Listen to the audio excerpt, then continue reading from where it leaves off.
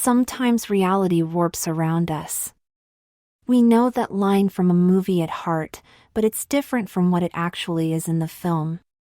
We think we've seen a famous brand's logo enough times to know it well, but it's just not what it really looks like once we double-check. It's our partner's phone number which we have dialed every day for the past few years that, one day, just happens to be completely different. We tell ourselves that we are crazy, that we are getting old, that we got drunk, but there's nothing wrong with us. Our consciousness just jumped into another version of ourselves in a different reality, very similar to the one we come from apart from some small details. It happens all the time, but we rarely realize it. The usual tune of my phone's alarm woke me up at 8 a.m. sharp. It was the first Monday after my 2 weeks beach holiday, and getting out of bed that early wasn't easy. I drove back home the night earlier with just enough energy to hug my mom, dad, and my sister and throw myself in bed. I had a great time with my mates. We were all the same age, 28 years old, and we had known each other since primary school.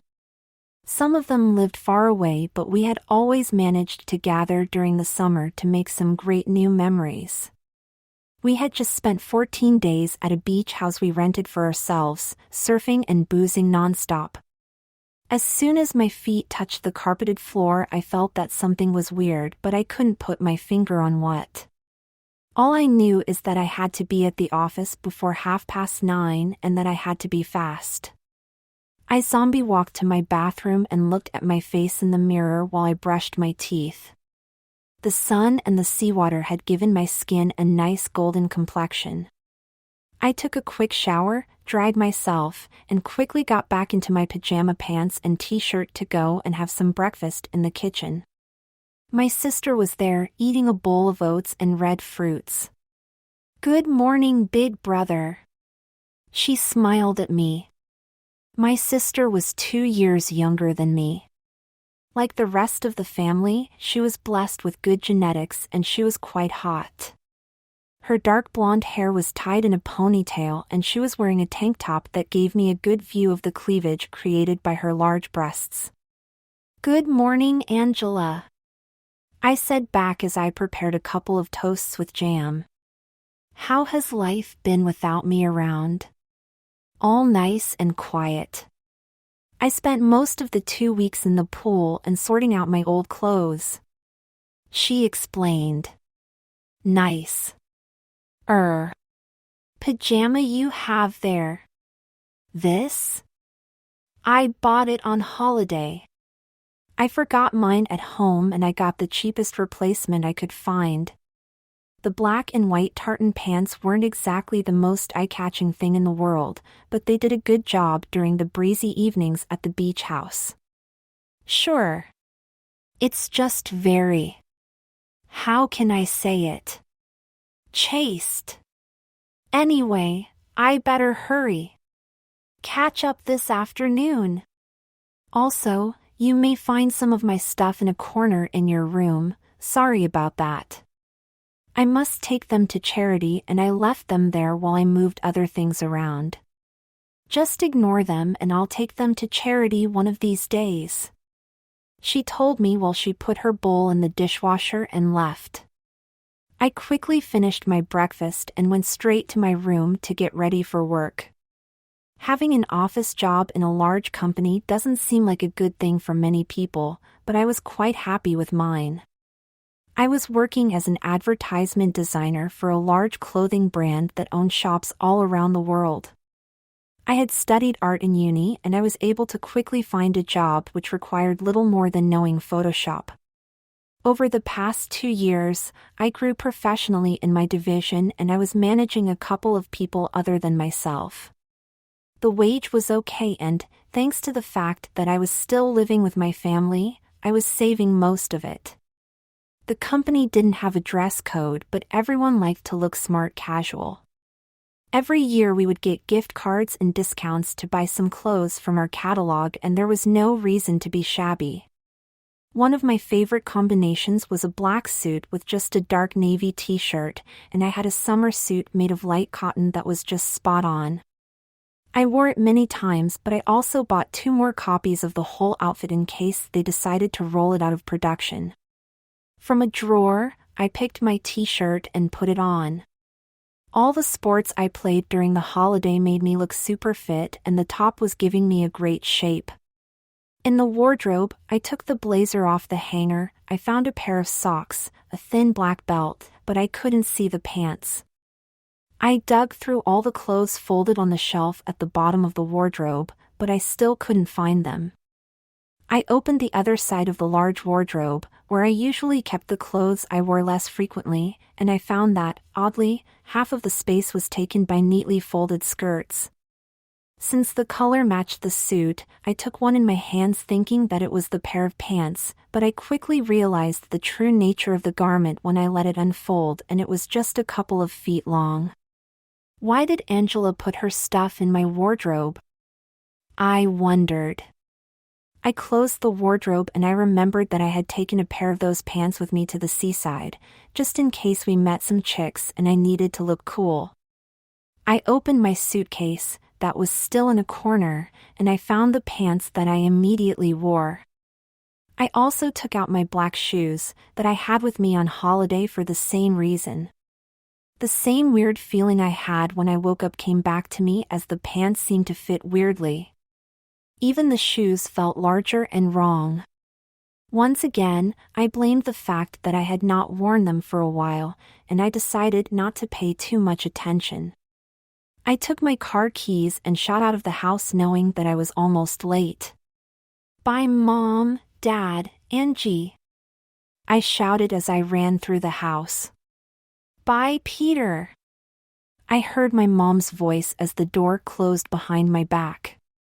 I got to the office building a few minutes earlier than I expected, and I took my time grabbing a coffee from the kitchen corner.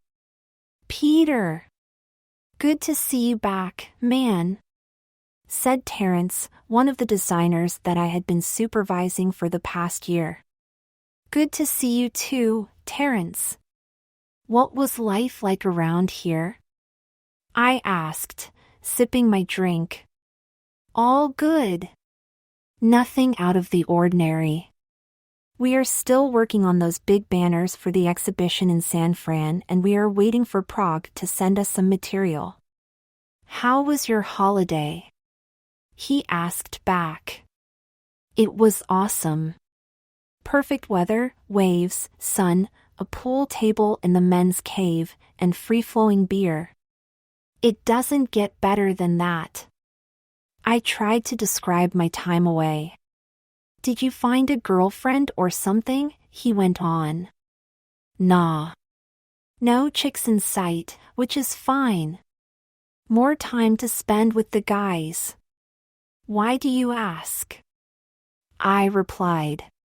"Just curious. The last time I saw you going all conservative is when I had just joined and you were going out with that Mormon girl. Anyway, time to go back to work. 9:30 o'clock. He walked past me. That was the second time in less than an hour that someone had told me that I was being chaste or conservative. What was it all about, I asked myself. The feeling of weirdness that I had already felt twice crept up my back once more. As I walked towards my desk, I greeted some more of my colleagues whose desks were scattered around in the wide open space office. Some more were chatting while sitting on the luxury sofas inside what we called the private lounges that were just meeting rooms with transparent walls. Headquarters insisted that everything in the building had to look stylish, and they poured a lot of money into the building's renovation when the company was saved from administration 1 year earlier. I noticed that more than one person gave me a second look as I made my way to my seat, where I stayed in my armchair for the following 2 hours. I sent a few emails and I received an appointment on my calendar with one of the stylists. We usually had a fortnightly chat to make sure that all our campaigns were aligned with the types of clothing we would produce in the upcoming 3 months. We were a fast fashion group and we had to think ahead by at least 1 season. The meeting was scheduled to span over lunchtime, which was fine since they were providing sandwiches. "Hey, Petey," Look at that tan. Sonny greeted me as I entered his office where two assistants were going through a mountain of prints. Sonny, I have no idea if that was his real name, was the word queer personified. If you looked up the word on Wikipedia you'd find his face. Like many stylists, he was a bit eccentric and used to dress in a very colorful way. The only thing that kept me from thinking he was gay was that whenever he invited me to one of his parties he would always end up in a threesome with at least two smoking hot girls. I think I occasionally say a guy going in and out from the bedroom, but that was totally in line with the character. I liked Sonny, in a very non-sexual way, as he was always cheerful and he didn't care if people laughed when he was intentionally behaving like a drama queen. Look at you! Blessed by the sun with golden skin, and unwilling to show it to us. How selfish! No, seriously, I hope you're okay and nothing bad happened. He said, leaving me wondering what he meant. I tried to mutter something and ask for an explanation. No time for chatting now. If you're good then bring your pants and boring shoes to the table and we can start, he told me. For the following 3 hours we went through what would be the next winter catalog. They focused on the color palette of the index page that had to stand out without clashing with the bright pink and blue tints that the clothes would have. Just to make sure you understand, said one of the girls. The contrast we expect is similar to what these shoes have against these tights, and then again with the mini skirt this model is wearing. Sure, I see it, I observed. So, imagine that you are standing in front of your mirror in December and you see these 3 colors on you, and the catalog should remind you of that, she continued. I think I can imagine that. I found a bit odd the fact that she asked me to imagine wearing those clothes and those colors. The model was sporting a pair of bright pink pointy high heels over opaque cream pantyhose. Her mini skirt was a very pale blue wash of jeans fabric, and it was quite short. Don't worry, Peter. I'll make sure they send you some samples. Sonny winked at me. I laughed at what I thought was a joke, but none of them laughed. Peter, are you sure you are okay? Look, I think we can call it a day for the colors and the palette. Why don't you relax with a cup of coffee for the last couple of hours today? You don't seem to be yourself today, Sonny told me. He told the 2 women to take the rest of the day and to leave the sketches on the table for the next day. I felt my head spinning. Once again people were talking to me in a way I could not understand. Something was odd, but I couldn't find what it was. I followed Sonny's advice, I made myself some coffee and spent the rest of the day just tidying up my email and looking out of the window. When the first few people started to leave I did the same and I did the same, noticing that some of them were giving me a second look as I walked through the corridor. This is getting weird, I thought. I drove home and parked my car as usual. My parents' cars were in the garage and my sister was already home. Peter, you're early. Come to the living room and tell us all about your holiday. We barely saw you last night. My mom called from the sofa when I entered the house. Hi, Mom, I said while walking into the room. And hi, Dad. They both stared at me with confusion written on their face, which in turn made me feel once again uncomfortable. Are you all right? My dad asked. Sure. Why are you asking? I answered. That moment, my sister walked into the living room while speaking on her phone. She had a quick look at me and did a double take. I'll call you back, sorry, she said to the person on the other side of the line. Pete, are you okay? She asked me, clearly worried, standing behind my mother who was also staring at me. I looked down at myself to see if anything looked out of place. My suit and t-shirt were fine. My shoes were laced. All my limbs were present. I turned to see my face reflected in one of the mirror tiles that decorated the furniture. Nothing seemed out of place. No bruises, no cuts, no signs of me being sick apart from being weirded out by that situation. Okay guys, this is really freaking me out. What's going on here? I asked them, standing behind a chair and grabbing its frame for support. What do you mean? We are okay with anything you decide to do, but you can't expect us not to notice such a drastic and sudden change in attitude. My mother said. It felt like a parent's answer to a child who decided to come out as gay. I tried to understand, but my brain just couldn't figure out what the change was. I don't understand. Can someone please explain it to me? I almost cried out. It's the stuff you are wearing, my sister finally said. It's my suit. My blazer and my pants, like normal stuff. I stated the obvious. Normal for the other guys, but not normal for you. And look at those shoes. She went on. What's wrong with my shoes? Are they broken or something? I lifted them in turn, to see if the sole was coming off or something. My mother stood and came towards me. She placed a hand on my forehead to test my temperature.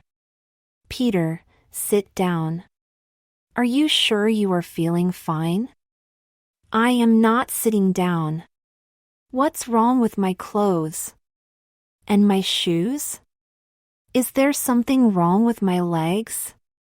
I asked, tensing every single nerve in my body. I don't know, my sister said. I don't know if there's anything wrong with your legs. I can't see them for the first time in. What? 15 years? What was my only reaction? You have been wearing skirts and only skirts since you were a teenager. I didn't even know that you owned a pair of pants until I saw the pajama this morning, and now you have two. And you are not even wearing heels. This is just plain weird. She explained, screaming as if I weirded her out. Why would I wear heels and skirts? I am a guy. I screamed back. You are a guy, but you have a woman's legs. Since you found out in junior high school, you have never worn anything but skirts. And I don't think you've left the house with less than 4 inches heels in the past 10 years. I sat down on the chair in front of me. I saw my mother and my father nodding as she spoke. I tried to think more, but everything went black as I passed out. Peter, are you okay? Peter! Come on, big bro, wake up. When I opened my eyes, my whole family was looking down at me. I recognized the fabric of the sofa under my head, and I had a bag of ice on my forehead. What happened? I asked, slowly rising to a sitting position. You blacked out. That was freaking scary, my sister answered. Did I hit my head? I tried to sew together the few things I could remember of the last conversation. No, the ice is just to make you feel a bit better, my father said. Do you feel you can sit down? Otherwise, I can give you some pillows. I'm fine, Dad. Thank you. I just had this weird moment, like a lucid dream where my clothes were weird and nothing made sense, and then it all turned black. I explained. That's okay, honey. My mother hugged me. You seemed a bit off. Hopefully, now you're okay. I hugged her back. Her familiar warmth was soothing and calming. Look, why don't I make your favorite dish tonight, steak and chips? I liked what I heard. And you go upstairs and put on something more comfortable? Your sister has prepared your favorite skirt on the bed and you can wear it with the red heels that you like so much. I jumped from the sofa. What? I screamed. He's doing it again, my sister said. How can this all be true? Are you playing a prank on me? I looked at them as if they were undead in a zombie movie and I was the only human left. My father fetched a photo book from a shelf and handed it to me. Why don't you sit down again? Take your time. Should we call a doctor? My mother asked my dad. There's no need. He's just a bit tired, he said to her, and then he turned to me. Peter, we'll be in the kitchen so you can have some space. If you need us, just call us. I opened the book. I knew it very well because I helped my parents putting it together and printing all the pictures from the files I had on my cloud storage. There were family pictures from when my sister and I were born to just a month back, and I had seen them just before leaving for my holiday. I skipped the first few years and I went to find the high school pictures. In a mind-bending twist, wherever I appeared in a photo I was wearing a skirt. Not just a skirt, very feminine shoes too.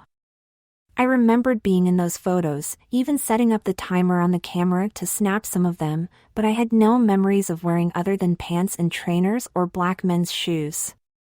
As I browsed through the photos of my 16th and 17th birthday, I could not ignore the fact that my legs looked hot in the ever-rising heels and shorter skirts. I even found some holiday photos of me with an ex-girlfriend and we were wearing matching school-pleated skirts. I closed the book and I stared at the wall for a few minutes.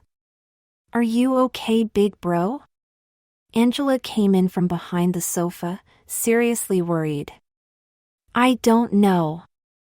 I can't remember any of this. Or, better, I do remember all of it, but I can't recall ever wearing a skirt or heels in my whole life. I confessed. Why did I wear skirts anyway? I'm a guy. You have a woman's legs.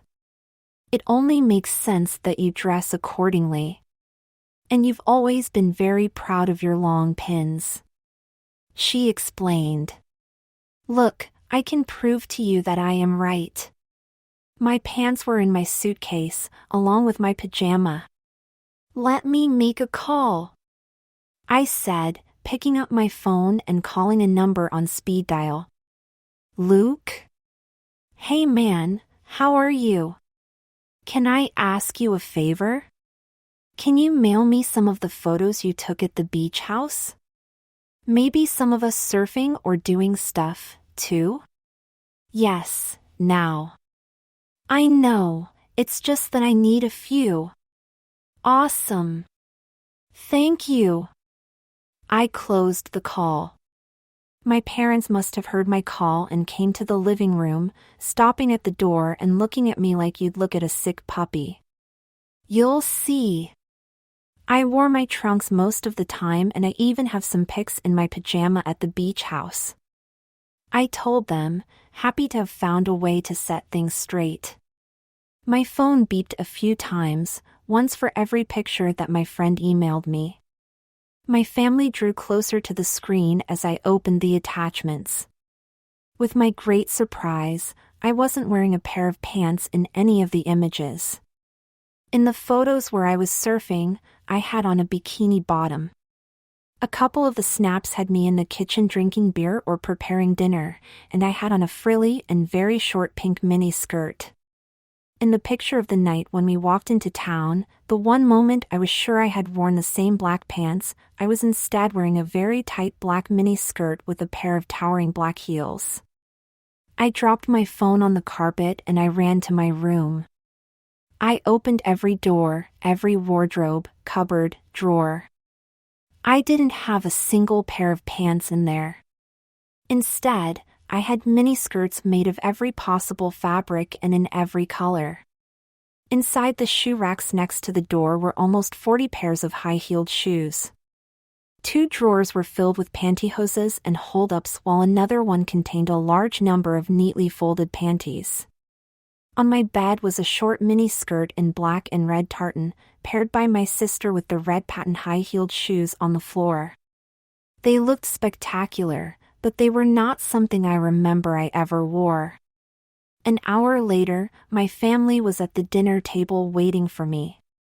I was in my room, standing in front of the full-length mirror and looking at that weird reflection. My legs were nothing like the legs I grew up with. They were long and feminine, athletic but soft. My skin was perfect, and the tan from the holiday made them look even better. My feet were 2 sizes smaller than I remembered, and they looked even shorted thanks to the high heels. The cleavage of the red pumps made my legs look even longer than they already were. My skirt was wrapping around my waist, that is where my masculine upper body and my feminine lower body met, and it was resting on my rounder ass. The black panties were holding up my penis, that I had to tuck between my legs to hide. Other than that, I was just wearing a plain black form-fitting t-shirt that I bought at a concert the year before, and that was in the same drawer where I remembered I put it. I felt as if 2 realities were colliding. Everything was normal except for the fact that half of my body was smoking hot feminine and that people found it weird if I dressed that part of my body in men's clothing. My own body was somehow betraying me. I could swear I never wore a pair of heels before, but my feet seemed to feel at home in those shoes, and I could walk in them as if they were flats. I had muscle memory for those things, but it was not something I could remember acquiring. The skirt, on the other hand, was a completely different story. The thing was really short, to the point that when I was sitting down it was impossible for the fabric to cover under my ass. I tried a few times sitting on the desk chair in my room, and I always ended up with the cold leather touching my skin. How was that normal, and how was my family even okay with it? I took a deep breath and started venturing down the stairs to meet my family in the kitchen. I was feeling really weird and quite stupid dressed in those clothes, but if I did anything wrong, I could still blame it on the fact that I passed out. I couldn't shake off the feeling that they'd be there with a camera ready to tell me that it had all been a prank. Here goes nothing, I thought as I turned into the kitchen. My heeled shoes started clicking on the hard floor and advertised my entrance. "You are looking so much more like yourself now," said my father, to my surprise. "Feeling better?" "I don't know. I am not fainting, so, maybe?" I said. "That's good. Here's your steak and here are your chips. Eat up. You probably had too much to drink and not enough food while you were away," my mom cheered. "I really love those shoes." "I think I'll buy a pair too," my sister chimed in.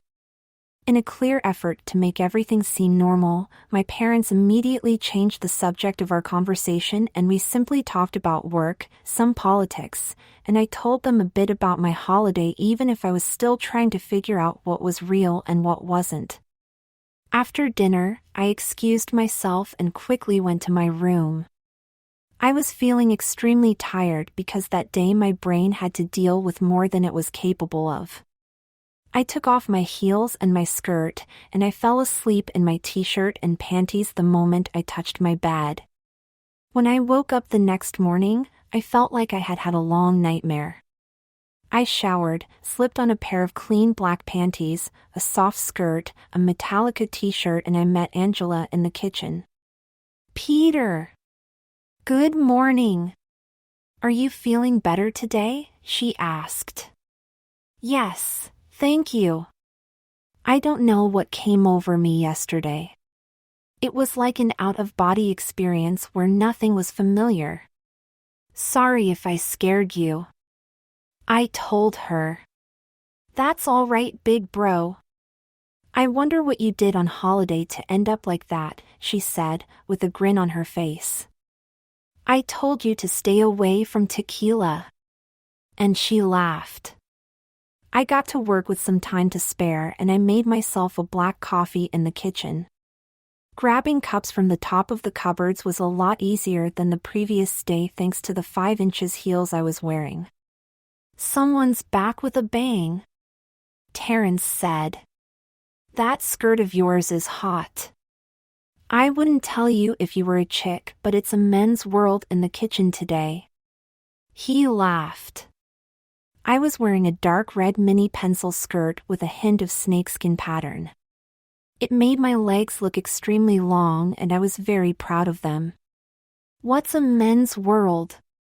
Sonny walked in with his 2 assistants. I see you are out of your cross-dressing phase. It was about time. He joked. You are lucky you are not a girl, said one of the 2 women. Or I would be damn jealous of those pins. Where did you even buy those shoes? They are pure fire. I have to learn how to walk in stilettos that high. Good news, added Sonny. After I saw you yesterday, I called corporate and told them that we needed a preview of the new collection in the flesh, so next week we'll get a shipment of those great new pink stilettos, pantyhose, and mini skirts you saw on the catalog. One for each of you, he said, pointing at me and the 2 girls. Maybe we'll need some close-ups for the website. I hope you are available. Of course I am. As I was sipping my coffee, I leaned with my back to the wall and I crossed my legs in front of me. I looked down and, once again, I realized how lucky I was to be born with such a beautiful pair of women's legs.